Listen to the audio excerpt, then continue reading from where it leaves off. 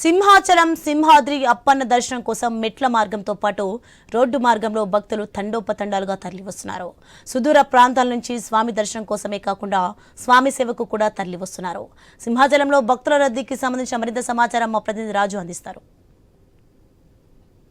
లక్ష్మీ నరసింహస్వామి చందనోత్సవం అంగరంగ వైభవంగా ప్రారంభమైంది. ఉదయం 2 గంటలకి ఆలయ అనువంశిక ధర్మకర్త అశోక్ గజపతిరాజు కుటుంబ సభ్యులు సమేతంగా వచ్చి పట్టు వస్త్రాలు ఇచ్చిన అనంతరం కూడా ఇక్కడికి వచ్చేటువంటి భక్తులకు అందరికీ కూడా నిజరూప దర్శనం అవకాశాన్ని కల్పిస్తూ అధికారులు అయితే ఏర్పాట్లు చేశారు. భారీ బ్యారికేడ్లు ఏర్పాటు చేసి క్యూ లైన్ లో భక్తుల్ని పంపిస్తున్న పరిస్థితి ఉంది. ముఖ్యంగా సింహాచలం చేరుకునేటువంటి ప్రతి భక్తులు కూడా మెట్ల మార్గంగా రావాలని చెప్పి కోరుకుంటారు.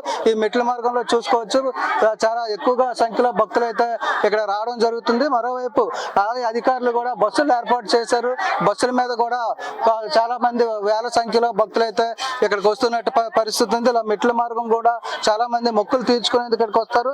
దీంతో పాటు ఉదయం నుంచి ప్రారంభమైనటువంటి దర్శనాలు ఏవైతే ఉన్నాయో దర్శనంలో స్వామివారి నిజరూప దర్శనాన్ని చూసి తరించి ఆనందంతో భక్తి పార్వశంతో భక్తులందరూ కూడా వరాహ లక్ష్మీ నరసింహస్వామి కీర్తనలు పాడుకుంటూ ఎంతో భక్తి ప్రపత్తులతో అయితే ఈ ప్రాంతం అంతా కూడా చాలా ఆధ్యాత్మికత చోటు చేసుకుంది. దీంతో పాటు ఇక్కడికి వచ్చే భక్తులకు కూడా ఎలాంటి అసౌకర్యాలు కలగకుండా అధికారులు అయితే ఏర్పాట్లు చేశామని చెప్తున్నారు. భక్తుల రద్దీ ఎక్కువగా ఉన్న నేపథ్యంలో అధికారుల అవగాహన లోపం కూడా కొంతవరకు కనిపిస్తున్న నేపథ్యంలో చిన్న చిన్న లోటుపాట్లు సమస్యలు అయితే కనిపిస్తున్నాయి. ముఖ్యంగా చూసుకుంటే ఏదైతే ప్రస్తుతం ఈ భక్తులు లక్షల్లో వచ్చేటువంటి భక్తులకి సేవ చేయడానికి కూడా చాలా మంది చాలా దూరాల నుంచి వస్తుంటారు.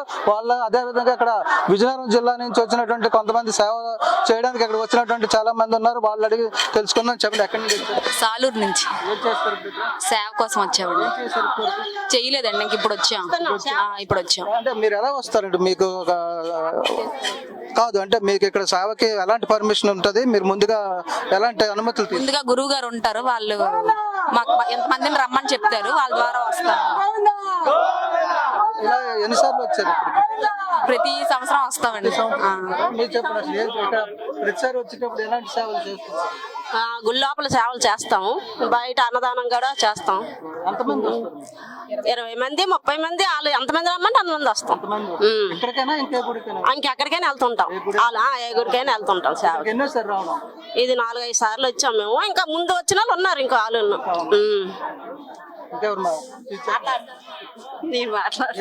సాలేరు, అందరిది సాలేరే. సంస్థ అంటే లీటర్ ముందు ఇంకా రాలేదు. మీరందరూ ముందు వచ్చి ఇక్కడ నుంచి మీరు లోపలికి వెళ్ళి సేవ చేస్తారు. అది ఏదైతే ఉందో మొత్తంగా చూసుకుంటే వీళ్ళతో పాటు ఇలా చాలా మంది కూడా చాలా ప్రాంతాల నుంచి రావడం జరుగుతుంది. సేవ చేయడం కోసం కూడా, అంటే సేవ చేయడం కూడా ఒక భాగ్యంగా భావిస్తారు. ఇక్కడ ఎలాంటి లాభాపేక్ష లేకుండా కూడా స్వామివారికి సేవ చేస్తున్నట్టుగానే భక్తులకు కూడా వీళ్ళు సేవ చేసి ఆ సేవలోనే భక్తితో తరించడం అనేది ఇక్కడ ఎప్పుడు జరుగుతుంది. అదేవిధంగా ఇక్కడ చూసుకుంటే చాలా మంది అయితే నడిచి వస్తున్న పరిస్థితి ఉంది. చాలా మంది అయితే మొక్కు తీర్చుకోవడం కూడా, మెట్ల మీద రావడం కూడా మొక్కులు తీర్చుకునే విధంగా రావడం, స్వామివారిని దర్శించుకోవడం జరుగుతుంది. ముఖ్యంగా చూసుకుంటే ఉదయం 2:30 నుంచి మొదలైనటువంటి ఈ నిజరూప దర్శనం ఏదైతే ఉందో సాయంత్రం వరకు కూడా ఉంటుంది. కొన్ని గంటలు మాత్రమే ఈ నిజరూప దర్శనం అనేది ఉంటుంది. తర్వాత యథావిధిగా మళ్ళీ చందనంతో ఆ విగ్రహాన్ని కప్పివేయడం జరుగుతుంది. ఇలాంటి ఒక అద్భుతమైనటువంటి సంవత్సరంలో ఒక్కరోజు నిర్వహించేటువంటి ఈ నిజరూప దర్శనం కోసం అయితే దూర ప్రాంతాల నుంచి భక్తులందరూ కూడా తండోపతండాలుగా లక్షల సంఖ్యలో ఇక్కడ రావడం జరుగుతుంది. ఇది ఈనాటి చందనోత్సవ పరిస్థితులు. వీడియో జర్నలిస్ట్ స్వామితో రాజు, ఐ న్యూస్, విశాఖపట్నం.